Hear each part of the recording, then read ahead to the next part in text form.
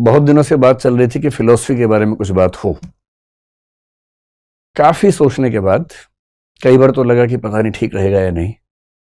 ये भी होता है ना कि कोई विषय अगर बहुत मुश्किल हो, जटिल हो, तो समाज उसके लिए तैयार है भी या नहीं, ये भी एक दुविधा होती है।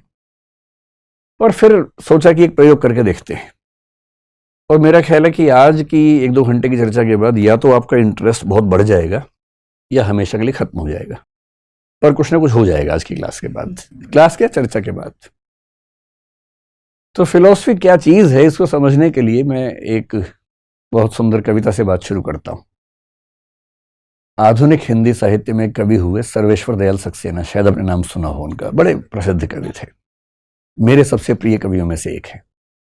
जब मैं स्कूल में था तब से उनकी कविताएं में खूब मंच पर बोला करता था। तो उनकी एक कविता है, गोली खाकर एक के मुंह से निकला राम, पर दूसरे के मुंह से निकला माओ, और तीसरे के मुंह से निकला आलू। पोस्टमार्टम की रिपोर्ट है, पहले दो के पेट भरे हुए थे। खत्म हो गई, इतनी ही है। और अगर आप इस कविता को समझ पाए तो आप फिलोसफी समझने के लिए एकदम तैयार हैं।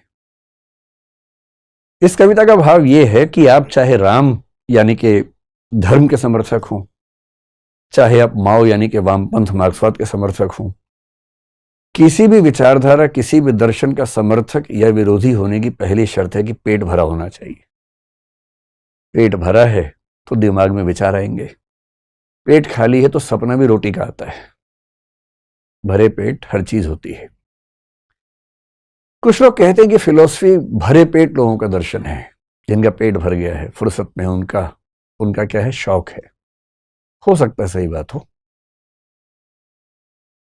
तो समझने की कोशिश करेंगे कि फिलॉसफी क्या है, जिसको हम भारत में दर्शन बोलते हैं, वो क्या है। और फिर मैं थोड़ी देर के बाद आपको इस कविता से लिंक करूंगा कि इस कविता से बात शुरू करने का क्या प्रयोजन था। सामान्य भाषा में आपने जितनी बार फिलॉसफी शब्द सुना होगा, दर्शन शब्द सुना होगा, कहां सुना होगा? जैसे आपके आसपास कोई बहुत गहरी बात कर दे, आप घबरा जाए, आप क्या बोलते होंगे? यह तो फिलोसफर है यार, तो दार्शनिक टाइप का आदमी है, ऐसे बोलते होंगे। कभी ऐसे बोलते होंगे, ज्यादा फिलोसफर ना बन, चुपचाप जी ले अपनी जिंदगी, क्या बेकार की बात कर रहा। लेकिन आपने कुछ चीजों पे गौर किया होगा। जैसे ये गौर किया होगा कि जब हम पढ़ाई करते हैं, आप बीएससी करें, चाहे बीकॉम करें, चाहे बीए करें, फिर एमएससी, एमकॉम, एमए कर लेंगे। जैसे उसकी आगे बढ़ते हैं, सबकी degree same, MPhil, master of philosophy. ऐसा क्या होता है कि साइंस, कॉमर्स, आर्ट्स सब अंत में फिलोसफी हो जाते हैं? और एमफिल के बाद और आगे बढ़े तो पीएचडी, डॉक्टरेट इन फिलोसफी। यानी हर विषय को पढ़ने के बाद अंत में आपको फिलोसफी में ही जाना है। और कहते हैं कि हर चीज की शुरुआत भी फिलोसफी से हुई है। जो शुरू का मनुष्य था ना, बहुत बेचैन रहता था, बहुत परेशान रहता था।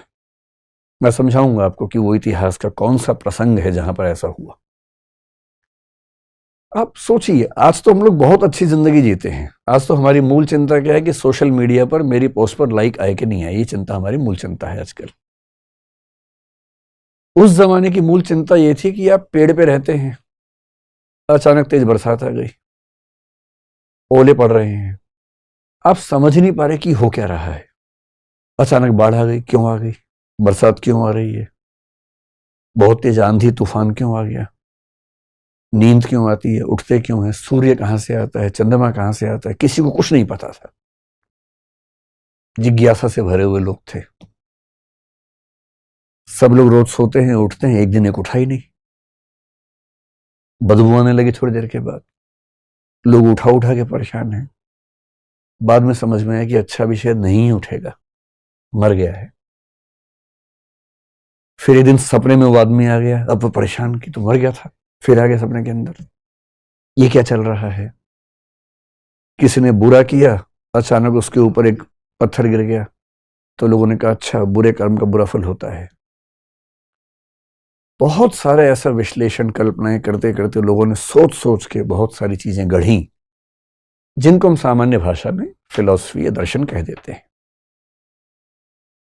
लेकिन वहां तक पहुंचेंगे, थोड़ा सा समझते हैं। आज की चर्चा बहुत बेसिक चर्चा है, सिर्फ ये समझेंगे कि होता क्या है दर्शन, ताकि आप समझ सके कि इसमें आगे थोड़ा बहुत सीखने का मन आपका बचेगा या नहीं बचेगा। देखिए, दो शब्द हैं, एक शब्द है दर्शन, एक शब्द है फिलॉसफी। और हिंदी और अंग्रेजी में हमारे पास सबसे सामान्य शब्द यही हैं। तो कुछ लोग कह देते हैं कि दर्शन फिलॉसफी का या फिलॉसफी दर्शन का अनुवाद है। ऐसा है नहीं, दोनों अलग अलग शब्द हैं। ट्रांसलेशंस एग्जैक्टली नहीं होते हैं। दर्शन पढ़ेंगे, लैंग्वेज फिलॉसफी पढ़ेंगे तो उसमें एक बड़ा महत्वपूर्ण सार ये भी है कि दुनिया के कोई भी दो शब्द पूरी तरह से पर्यायवाची नहीं होते हैं, सिनोमिनस नहीं होते हैं, उनमें थोड़ा बहुत गैप रह जाता है। दर्शन शब्द भारतीय परंपरा ने गढ़ा, और दर्शन शब्द का जो मूल शब्द है वो दृश्य धातु से बना है। और दृश्य धातु का मतलब है कि देखने की क्रिया, देखना। अब देखते तो हम ही, आप मुझे देख ही रहे हैं इस समय, लेकिन मैं ये नहीं कहूंगा कि आप दार्शनिक हैं, है ना। देखना भी तो कई स्तरों पे होता है ना। जैसे इमोशनल इंटेलिजेंस की दुनिया में हम कहते हैं अक्सर कि आप किसी को देखें और एक सपाट तरीके से देखें, और दूसरा देख के भांप सकें कि उसके मन में क्या चल रहा है। देखा तो दोनों ने, पर एक केवल देख पाया, दूसरा महसूस कर पाया। कोई हंस रहा हो तो उस पर एक शायर हुए दुष्यंत कुमार, आपने सुना होगा, बड़े प्रसिद्ध शायर है, हिंदी के सबसे प्रसिद्ध शायर है। एक शेर लिख के गए, सिर्फ शायर देखता है कह कहों की असलियत। कह कहा समझते हैं, ठहाका। सिर्फ शायर देखता है कह कहों की असलियत, हर किसी के पास तो वैसी नजर होती नहीं। अगर चार लोग ठहाके लगा रहे हो ना, तो केवल शायर ही देख पाता है कि कितने असली हैं और कितने लोग अपना गम छिपा रहे हैं।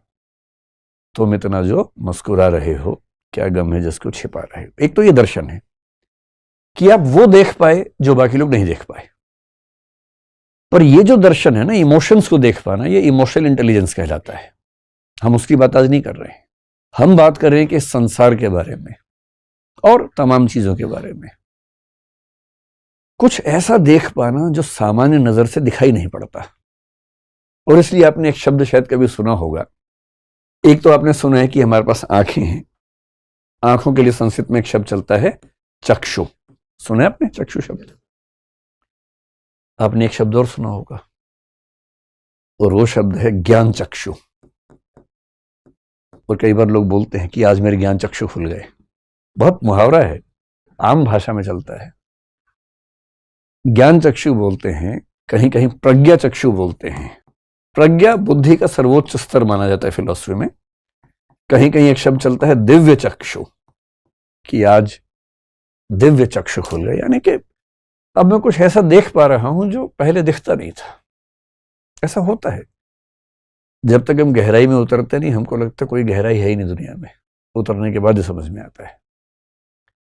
और इसलिए सबसे आसान है किसी को खारिज करना, सबसे आसान। बुराई करना, खारिज करना मुश्किल है। गहराई में जाने के बाद, समझने के बाद ये कह पाना कि ठीक है कि गलत है।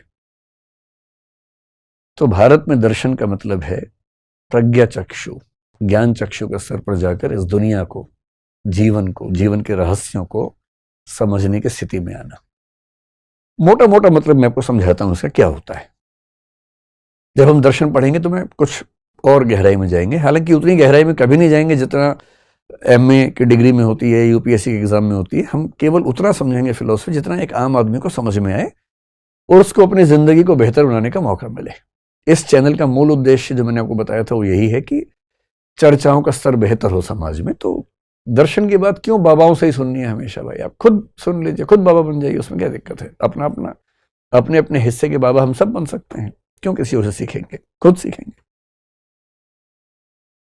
तो आपने सुना होगा कि एक बार महात्मा बुद्ध ने तपस्या की, करीब 6 साल तपस्या की, उसके बाद उनको ज्ञान की प्राप्ति हुई।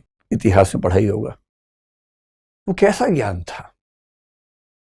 जैन धर्म के संस्थापकों में जिनका सबसे ज्यादा सम्मान है, तीर्थंकर महावीर जैन, या भगवान महावीर कहते हैं, 12 साल तपस्या की उन्होंने, तब उनको ज्ञान की प्राप्ति हुई। केवल ज्ञान बोलते हैं जैन दर्शन में।